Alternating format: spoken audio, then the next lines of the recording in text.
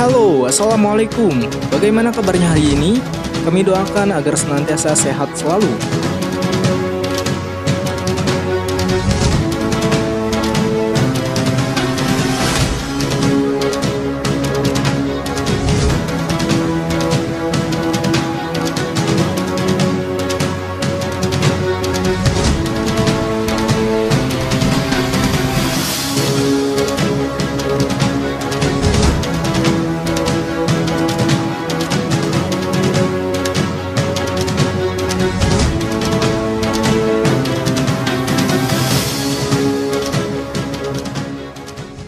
Di tengah perang Rusia-Ukraina, sikap Indonesia kejutkan dunia.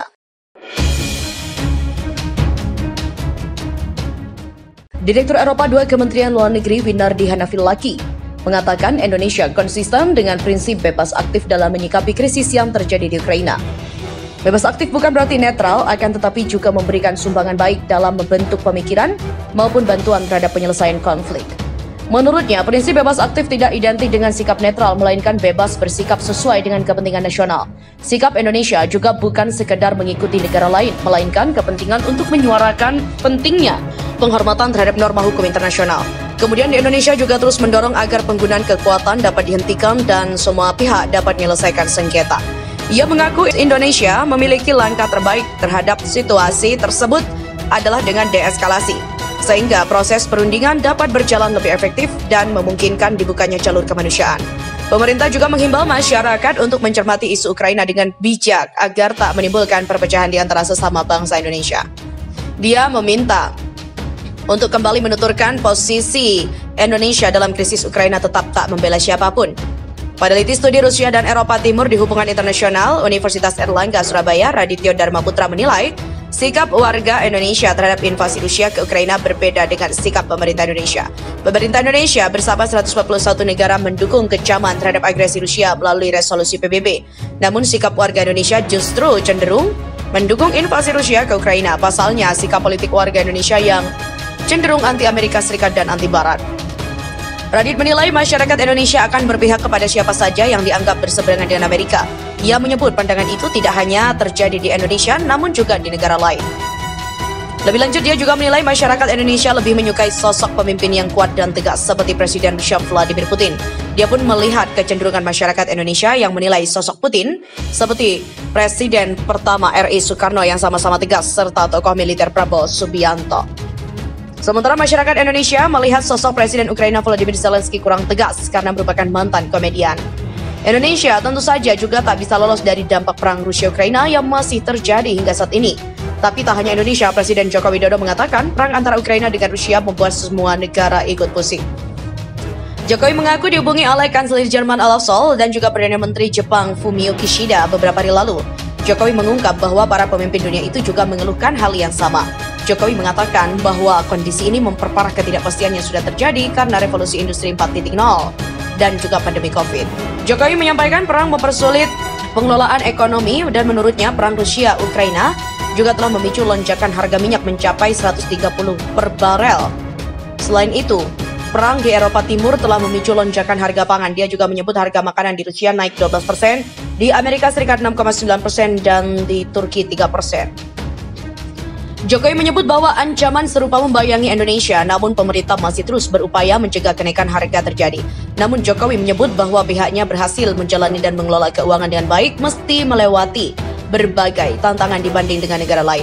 Konflik antara Ukraina dan Rusia semakin menderu. Rusia masih tak mau tinggal diam ketika Ukraina berniat bergabung dengan NATO. Rusia sendiri juga telah mengatakan jika sebenarnya Ukraina dan Rusia adalah sama, telah banyak negara dari berbagai wilayah yang menjatuhkan sanksi ekonomi kepada Rusia. Kantor berita TASS News Agency mengungkap yang masuk dalam daftar itu termasuk dalam wilayah Asia, Eropa, dan juga Amerika.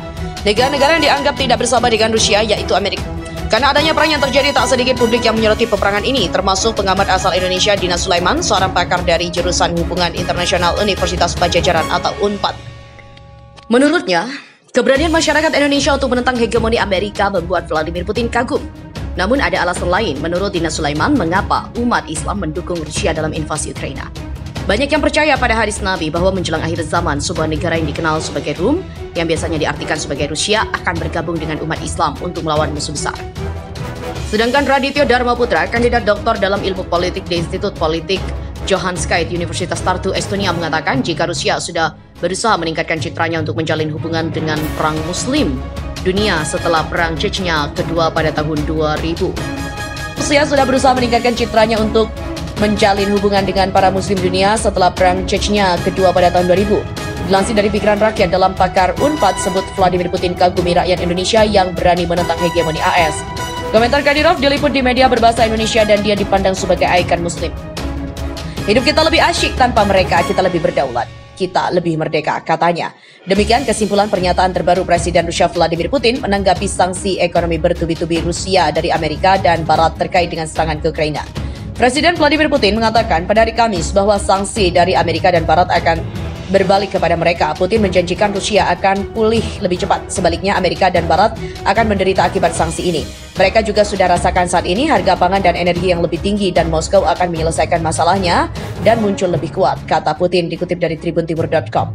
Putin mengatakan tidak ada alternatif untuk apa yang disebut Rusia sebagai operasi militer khusus di Ukraina dan bahwa Rusia bukanlah negara yang dapat menerima kompromi kedaulatannya untuk semacam keuntungan ekonomi jangka pendek. Operasi ini akan berlangsung, tidak ada negosiasi untuk kedaulatan kita dalam hal apapun, kata Putin. Ada beberapa pertanyaan, masalah dan kesulitan, tapi di masa lalu kami telah mengatasinya dan kami akan mengatasinya sekarang. Pada akhirnya ini semua akan mengarah pada peningkatan kemerdekaan, swasembada dan juga kedaulatan kami. Demikian katanya dalam pertemuan pemerintahan yang disiarkan televisi 2 minggu setelah pasukan Rusia menginvasi negara tetangga Ukraina. Selain itu, media asing juga menyoroti kenapa orang Indonesia mendukung invasi Rusia ke Ukraina. Vladimir Putin pro-Islam. Dalam voting yang diadakan Umum Perserikatan Bangsa-Bangsa atau PBB, beberapa waktu lalu Indonesia bersama 140 negara lainnya mendukung resolusi untuk mengutuk invasi Rusia ke Ukraina. Namun, media asing asal Singapura Asia One menyoroti sikap resmi Indonesia di PBB ternyata tidak dimiliki semua warga Indonesia. Maiko Setiawati asal Situbondo, Jawa Timur menjadi salah satu yang mendukung Rusia menginvasi Ukraina. Mako, yang juga orang Tionghoa, mengaku mendapat informasi dari aplikasi pesan Cina Weibo tentang sudut pandang Rusia dalam konflik di Ukraina.